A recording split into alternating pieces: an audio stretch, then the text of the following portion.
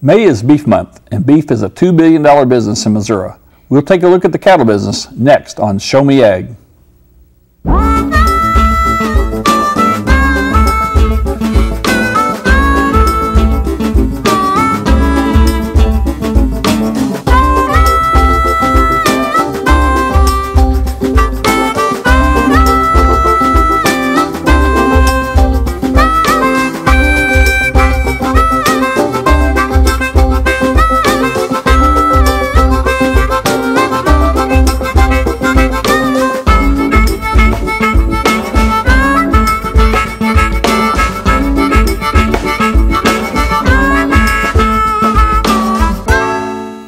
Welcome to Show Me Ag. I'm your host, Kyle Vickers. Thanks for joining us. Our guest tonight is Brenda Black, president of the Missouri CattleWomen Association and part of a family cattle operation from Deepwater, Missouri. And she represents Missouri on the National Beef Board. Along with her professional duties, she's a pastor's spouse, mother of 2 young men, and is a writer and speaker in her spare time. Brenda, thanks for joining us tonight. I can't imagine that you have much spare time. Not much, but that comes with being a farm girl and living the life that we've chosen and we love. And I assume that probably because you love that life so much is why you're willing to devote so much time to the cattle business. Yes, sir. I enjoy the people in this industry. I enjoy the product that we produce, and with pride, I might say, in the Show Me state. Tell us a little bit about your family operation. Deepwater's not very far from here. Tell us a little bit about your operation. Well, we have just been there about 4 years. We actually grew up in Harrisonville, Cass County area, and the Bates County area. My husband came from there. And we live over in Bates County for quite a while, and that is actually where our farm is. And I have a pastor husband, as you mentioned, so we live closer to the church that he serves and do a little bit of commuting back and forth to the farm, and we also have some leased land where we live. It's a little bit difficult to commute and take care of livestock at that distance, so that keeps you even busier, doesn't it? Yes, and you know, you try to get a herd that is self-reliant and sound and healthy, and you pick genetics that will calve easily, and you make them go to work, and that's why we have the kind of cattle that we have, good commercial cattle that we don't have to worry too much over. And when they are first calf heifers, we do bring them closer to the house, and I get to babysit. You want the cows to do the work for you most of the time, though, That right? would be nice, yes. You're involved in Missouri CattleWomen. That's sort of the, I hate to use this term, but the auxiliary to the Cattlemen's Association. But Yes. Tell us a little bit about how that works. We have over 70 members right now in the Missouri CattleWomen's Association, and it's a growing organization, but it's actually been here for quite a while. Next year we will celebrate 60 years of doing beef promotion and education with consumers, and just some firehouse women that are passionate about the beef industry, confident in the product that we're producing, and they want consumers to get the right information. They want to be able to answer questions and concerns, and they're like an on-the-ground force for the Cattlemen's Association, and we get a lot of opportunities to connect with consumers because we are consumers. So we're out in the grocery stores and in line at the post office, and we are raising our children and fixing the meals typically. So we want a good product on our table, and we know what to look for. And that helps us help consumers know what to look for. I mentioned earlier, beef is big business in Missouri, and I think we're kind of at the top end of the Yes. beef numbers in the United States. We are. Actually, 6.3% of the nation's herd lives in Missouri. And we have, I think we're number 2 right now in the number of beef farms. And in that number, greater than 90% of those farms have less than 100 head of cattle on them. So, and then we rank number 3 right now in the cow-calf production, or beef numbers. So relatively small herds in Missouri Yes. by some standards, Yes. standards out west. And as you drive through Missouri, that's pretty obvious. Lots of green Right. grass and Right. lots of cows on the hillsides. Right, and that's what makes it what we call family farms. That's what they are. It's, you know, Tuesday I was helping work cattle, and putting up panels and climbing fences and sorting cows and calves. And the work crew consisted of my husband, me, and my oldest son. A typical family operation. A typical indeed. family operation. Well, before we continue our conversation, we recently visited the University of Missouri for their Show Me Beef University. And at this biannual event, sponsored by the Missouri Beef Council and MU Extension, beef producers learn what adds value to their product on the farm and just what happens when kids leave the farm on their way to the meat counter. Show Me Beef University is an opportunity for producers and anybody involved in the beef industry in Missouri to learn about all segments of the beef industry, from the live animal to what we see in the grocer's case or on the plate at home. We're really showing different stages of production, and with Missouri being a cow-calf state, this allows them to learn what happens after the calf stage of production. The other unique thing about Show Me Beef University is it is an opportunity for the producers to meet every extension specialist that is involved in the beef industry and all the meats people at the University of Missouri to serve as a resource for them in the future. My role today is to visit with producers about nutrition and management opportunities that they have that ultimately impact meat quality. Try to raise awareness of late-term nutrition and how that ultimately ends up, whether the feedlot can be successful at producing a high-quality, high-end choice product, and just to answer nutrition and management questions that they may have as it comes up to the meat quality discussion that goes on earlier in the day. My role for Show Me Beef University is to help bridge the gap between the conversion of muscle to meat, to understand the value-added aspect beyond the carcass, and to help producers understand that there is a lot of value at the very end of this chain, that if we play things right, we can capture that value, and hopefully there's some trickle down back to the cow-calf operators. Options for consumers today are much greater than they've ever been with regard to beef. We have really both ends of the spectrum, from high-end product that is restaurant quality to convenience products for on-the-go families. Been an interesting buy local movement, and a lot more people interested in maybe cooking at home, fitting certain niches. So the availability of products is out there. The price range for products are also very wide as well. So there should be room for beef in just about any economic situation. We have a USDA grading system which is voluntary but is done by most packers, and actually most beef you buy in the grocery store is graded, and that determines the price. So the grading system is a hierarchical system, which means that one grade is better than the other. What that really means is that if you have prime beef, you have the highest probability of having a good eating experience. It's a better probability. It's about a 90% probability of having a good eating experience over choice, which is probably about 80%, over select, which is about 70%. And those are the three grades we primarily see in the grocery store or if you went to a restaurant. Grading is determined by the maturity of the animal and the amount of fat we see within the muscle. And that is what we call marbling. And the more marbling they have, if the animal is young, the higher the grade. So if they have more marbling, they're more likely to grade prime, then choice, and then select. So when we talk about quality and palatability to producers, we're really looking from the meat science as a different perspective than what they are. They're looking at things like weight of the calf when it's sold, weaning weight, average daily gain, things like that. What consumers are looking for when it comes to meat quality is tenderness, juiciness, and flavor. So I'm going to be talking to them about those different aspects and how those can be affected by management decisions such as feeding or genetics, and also things that we do when we manage the meat post-harvest, like aging it, which is holding it at refrigerated temperature for at least 14 days to increase the tenderness. Yield and quality grade are the two major price determinants for commodity priced beef in the U.S. Yield grade, in the very simplest terms, is the proportion or percentage of lean red meat from a beef carcass. Quality grade is simply the eating experience, those things related to juiciness, tenderness, color, and they both are going to drive the consumer's decision.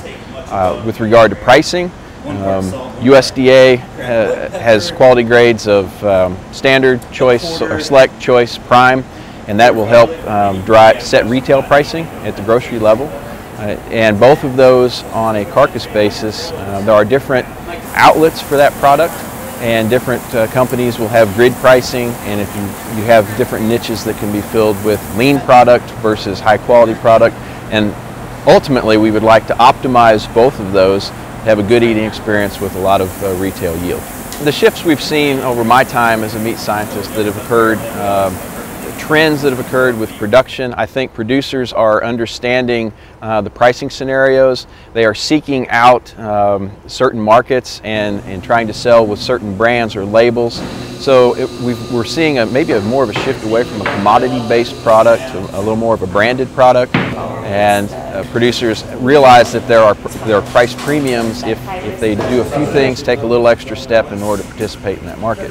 The piece of advice I would give producers today is the importance of consistency. It's very important to have cattle that are a consistent size, have consistent muscling, and a consistent fat cover, because the more consistent product we give to the consumer, the better, because one carcass will affect 527 eating experiences. So it's very important that when the consumer goes to the grocery store, they buy the same type of product, same consistent product for quality every time. The biggest piece of advice I would give is to be flexible and to stay current in terms of different things that you can do, and that I don't encourage anybody to just stay rooted in what they've done the year before, and so one of the things we think about is, well, how, with increasing input costs, how do we be more efficient?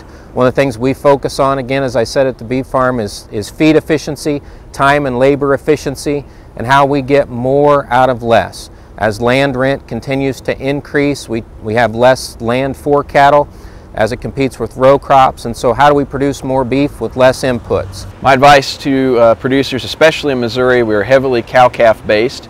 So a lot of our thought process doesn't carry through to the end product. So my goal is to help bridge that gap, and my advice to producers is to stay engaged with the beef production chain, learn to speak the language, because the decisions that we make as cow-calf producers ultimately affect the end product that's going to go to our consumer, and we are also consumers ourselves. If you'd like to learn more about Show Me Beef University, you can visit your local MU Extension office or the Missouri Beef Industry Council at mobeef.org. Brenda, for the folks that are watching, Missouri's industry is a little bit different structured. It's a big cow-calf state, meaning they've got lots of grass, and so the calves are born here and then go somewhere else. Talk to us a little bit about that. Well, the reason that cattle are on grass is because that's where they do best. They utilize a forage that we can't use to turn it into food. And most of a cow's life is spent on grass, but there comes a point when you need to finish them so that they're palatable products at the end of the line, and that marbling comes at that time and adds flavor and tenderness to the meat. And so we send them typically out to Kansas or Iowa, where it's a little more arid, a little less mud than we have here in the Show Me state. And the cattle are in large areas, pens of confinement that they have like 150 to 200 square feet of space per animal. And we don't have that much space sometimes in Missouri because of the way that we're structured. And as beef cattle farmers, we have lots of family farms that don't have that kind of available space to finish their cattle. It's partly about feed because they've got big availability to irrigated cropland. Correct. But it's really a science. That finishing cattle out is really a strict science, isn't it? Yes, and I just recently went on the Missouri Beef Industry Tour out to see some of the feedlots in western Kansas, and it's absolutely amazing and commendable the care that they give to their animals there. Constant supply of water, clean pens, and every animal is inspected daily to make sure that they're in good health. And the ration that they feed them is scientifically created to suit that pen of animals for the stage of finishing that they're in. As I understand it, the cattle industry from start to finish is really committed to good health and a good end product. But beef's got some challenges out there. We've heard some things in the news recently. Yes, and they're challenges that we were ready to face.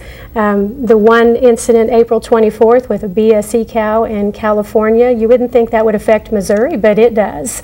However, the program worked. They stopped the problem before there ever existed a problem. This cattle was not headed into the food supply, yet she was found, and it was taken care of the way it should have been. And so it's just wonderful to see our safeguards in America's food supply working like they're supposed to, and we have the best in the world to protect the food supply. And we're really the major supplier of quality beef in the world, and I know one of the things that we're concerned about was losing some export markets, particularly South Korea, which had been out of the market for a while due to BSE, but our system worked. And I think one of the things that helped was Japan almost didn't even bat an eye. They knew we'd done what we said we would do, and it didn't stop the work there with them at all. So that, I think, sent a signal to the rest of the international market that we trust American beef, and you should too. A problem that maybe didn't go quite as well is the finely textured beef issue in hamburger. Can you talk to us a little bit about that? Well, it's hard to prepare for a non-issue, and lean, finely textured beef is not an issue. It's another cut of meat that has been made safe and healthy and lean. It's 95% lean beef. Which is what consumers say they want. That's what consumers say they want. And so you really can't gear up to defend something that doesn't need a defense. And so when that was maligned through social media, it kind of came down to when you say good news travels fast and bad news travels faster. And in the social media realm, truth travels slow and lies travel like wildfire.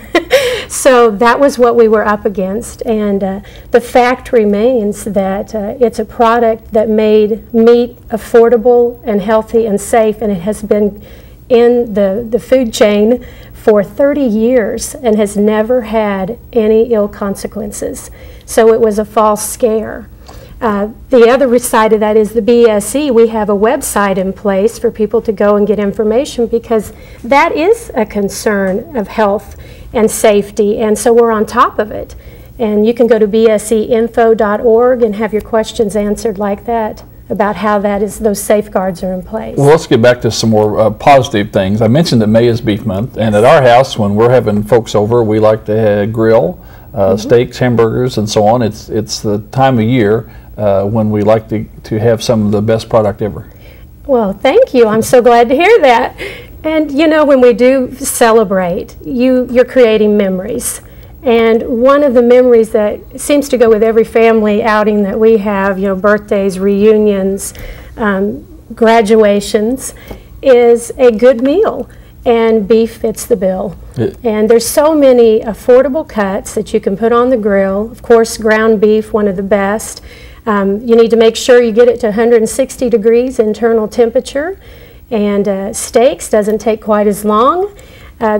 People want to make steaks on grill like it's really something hard, and the chefs make you think, you know, that they're an expert at it. You can be an expert too. It's very simple. A little salt and pepper, about 500 degrees. Put on a T-bone steak, which is one of 29 lean cuts in our beef cuts now, and you can cook that baby 2 to 3 minutes on each side, seal the juices, another 4 or 5 minutes, and you've got yourself a medium piece of wonder. And the biggest trick, though, for grilling is after you finish that steak, let it set for about 5 minutes.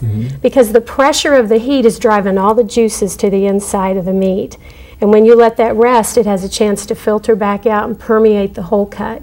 So then it's good from the first bite to the last. Well, that's a great tip. Now, you mentioned T-bone steak. Everybody's familiar with T-bones. Any other cuts that you especially like? Well, I like it all. I tell you one thing I really like, not necessarily on the grill, but in the crock pot, is a roast, because it gets me out of the kitchen. But, you know, there's all kinds of... It can cook while you're busy doing something else, can't it? That's exactly right. But there are 29 lean cuts, like I mentioned, and all of them over average like 175 calories for a 3-ounce portion. So you have lots to choose from. Anything, what you want to look for is the word loin or round, and that's going to get you a lean cut of meat. And there's many different steaks: porterhouse, T-bone, sirloin strip, New York strip. Those are all lean cuts of beef. And able to do them at home as well as at a nice restaurant somewhere. Absolutely. And talk to us a little bit about the hamburger. You mentioned it's got to be cooked at 160 degrees. I know that a lot of people overcook their hamburger, and that's really not necessary, is it? It's not. If you get you an internal instant read thermometer, it's easy to stay on top of that. And hamburger is a ground product, so you've got more surface area. It's not that it's a dangerous product, it's just a product that has to be handled with a little bit different care because of the way that it's packaged. And I tell folks if they're really concerned about their hamburger and some of the trimmings that go into it, go buy a chuck roast or a cheaper cut of meat, Yes. have it ground at the store, and then they've got no worries at all. Absolutely, yeah. What else? What else do you like to grill? I see you mentioned the roasts on the crock pot. Is there any special preparation you have to do there? No, just let her go. It's pretty easy. Isn't it? It's pretty easy. That's why I like it. And you know, people think that beef is a challenging cut to deal with in the kitchen. It's really not. We make it harder than it is. It doesn't take that long to cook a piece of beef. And there's so many different products now that the Beef Checkoff has created to make it even easier. We have some new cuts from research that we've found where there's more affordable cuts of beef available that you can grill and crock pot and pan fry. Flat iron steak is Flat iron steak is one. Comes off of a shoulder that's normally a cheaper cut. Absolutely. And there's so anytime that you go and find the cut that you like, chances are there's multiple ways to prepare it that's going to suit your family's taste. And some people like to add a lot of the rich sauce, and some of them like to keep it just pretty bare bones. And that's the beauty of beef. It's flexible, and you have all kinds of choices of sides that you can serve with it. One of the things that is exciting is there also has research out now that says that it's part of a heart-healthy diet. The BOLD research, Beef in an Optimal Lean Diet, has confirmed that a 3-ounce portion of beef is power-packed with the rich nutrients that we need, and yet also is healthy for us. I think you mentioned 175 calories. That's the average of our lean cuts. I hate to even admit this, but I had a Pop-Tart for breakfast this morning, and it's 200 calories for a single Pop-Tart. Oh my, so, you should have had beef. I should have had. Yes. You mentioned the checkoff. Now, a lot of folks may not understand that. I think the beef industry and pork as well is unique in that small farmers, family farmers, promote their own product voluntarily by giving. Actually, it's mandatory that for every time a beef animal sells in the market chain, $1 goes to the Beef Checkoff. 50 cents of that stays in the state of Missouri for our Beef Checkoff, and 50 goes to the nation's program. And that's used for promotion, research, education, consumer outreach. It's all kinds of information available based on the dollars coming from producers. And it's self-financed, though, by yes, producers. Absolutely. There's no big companies that are out there no, it's it's called My Checkoff, and it's the beef producers that are footing or hoofing that bill. And that National Beef Industry Council is one of your jobs that you sit on. There are 106 members on the National Beef Board, and part of our job is to manage that money and use it for the best benefit to advance the beef product, to inform consumers and keep producers informed as well. And it's taken very seriously. It's a heavy burden, but it's also an interesting and fascinating and very rewarding position to be in, to get to meet the producers from all over the country that contribute to that board and make these kind of decisions. And so we have so many programs in place, just like the BSEinfo.org, that's a result of the Beef Checkoff and the research for the BOLD diet, part of the Beef Checkoff. Well, I commend you for giving a lot of your free time to the beef industry, the industry that you've been a part of all your life, and thank you for coming tonight. I'm afraid that's all the time we have for tonight, though. I'd like to say thanks again to Brenda Black for being with us tonight, and thank you to everyone at the Missouri Beef Industry Council and MU Extension for letting us visit with them as well. Before we go, we'd also like to thank you, our viewers, for tuning in to Show Me Ag. We hope you'll tune in next time for another look at a topic touching rural Missouri. And for everyone here at KMOS and myself, good night. We're also very interested in what you have to say. So if you have any feedback you'd like to share with us, email us at showmeag@kmos.org, or you can find us on Facebook.